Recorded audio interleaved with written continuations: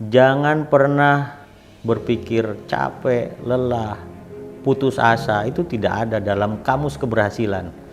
Jadi siapapun yang ingin berhasil maka dia harus memiliki komitmen yang kuat dan perjuangan. Tidak ada keberhasilan tanpa perjuangan. Itu pesan saya, Pak. Siap. Terima kasih. Ya.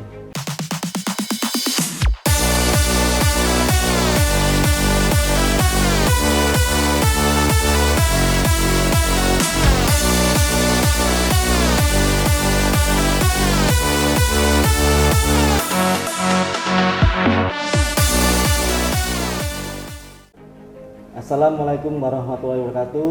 Salam sejahtera untuk kita semua. Bung Ulung Basuki Langgam. Selamat datang di podcast kali ini. Hari ini kita kedatangan tamu istimewa, yaitu Bapak Komandan Kodim 0820 Probolinggo, Bapak Letkol Arhanud Iwan Hermaya, SIP MIP. Beliau akan berbagi cerita dan informasi seputar penerimaan prajurit TNI. Pastinya ini jadi topik yang ditunggu-tunggu banyak anak muda yang bercita-cita mengabdikan diri untuk bangsa dan negara melalui TNI. Langsung saja mari kita sapa. Selamat datang Pak Dandim. Terima kasih sudah hadir bersama kita. Baik, terima kasih Pak Toto. Kita ada pertanyaan Pak Dandim. Kalau boleh cerita jalur penerimaan prajurit TNI itu ada apa saja sekarang, Komandan? Oke, baik, sebelum saya jawab ya, rekan-rekan yang hadir di sini ataupun menyaksikan secara online, saya Letkol Arhanud Iwan Hermaya dan Dim 0820 Probolinggo. Sedikit berbagi cerita tadi yang disampaikan Pak Toto terkait penerimaan ya, bahwa penerimaan prajurit ini sebenarnya ada 3 sumber ya, mulai dari sumber Tamtama, Bintara, dan Perwira. Perwira ini ada yang melalui jalur Akmil, ada juga yang dari jalur Spapeka. Nah, yang di tahun 2025 ini yang sedang berjalan saat ini adalah pembukaan untuk Bintara PK TNI dan Tamtama PK TNI. Untuk Bintara PK ini pendaftaran sudah dibuka mulai tanggal 11 September sampai 9 Oktober penutupan ya.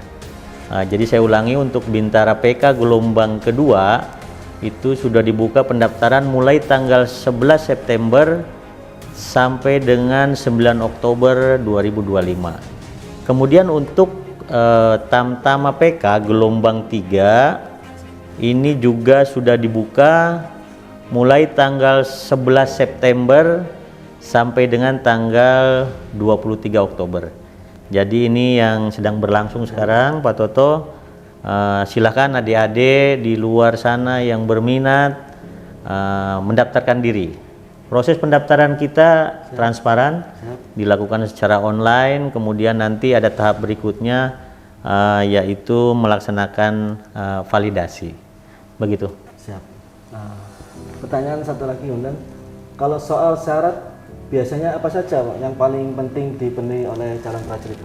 Oke, persyaratan secara rinci mungkin tidak saya jelaskan di sini karena adik-adik, teman-teman di luar sana silakan bisa dilihat di website rekrutmen TNI AD. Itu sudah dijelaskan lengkap di situ. Informasi yang perlu saya sampaikan sedikit ini karena memang agak berubah ataupun ada sedikit perbedaan dengan tahun sebelumnya.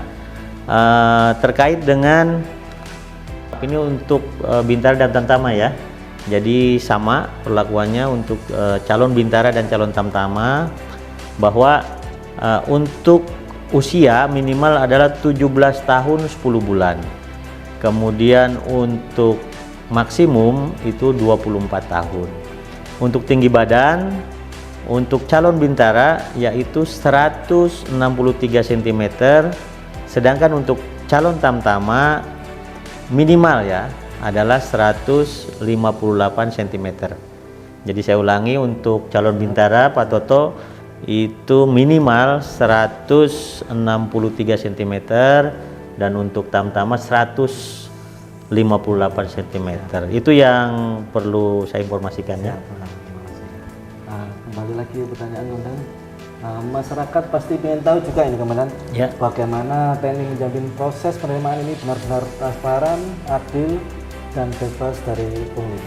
Oke, jadi memang betul sekali banyak masyarakat termasuk adik-adik yang calon yang ingin mendaftarkan diri sebagai anggota TNI ini bertanya-tanya tentang hal ini. Siap. Jadi saya tegaskan di sini bahwa pelaksanaan seleksi penerimaan calon bintara dan tentama ini tidak ada pungli. Jadi saya ulangi, tidak ada pungli. Ini dilaksanakan secara transparan. Apabila memang rekan-rekan, adik-adik ataupun siapapun masyarakat yang mengetahui atau menjumpai adanya praktek-praktek kecurangan, silakan dilaporkan. Jadi sekali lagi kami dari TNI termasuk seluruh penyelenggara seleksi sudah memastikan dan sering disampaikan berulang bahwa kita bebas dari pungli. Tidak ada pungutan sekecil apapun.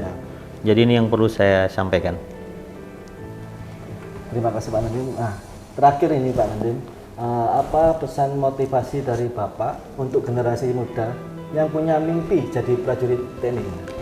Oke, jadi kalau pertanyaannya pesan bagi para pemuda-pemudi yang mempunyai mimpi, saya bilang kalau Anda punya mimpi, bangun, wujudkan mimpi itu.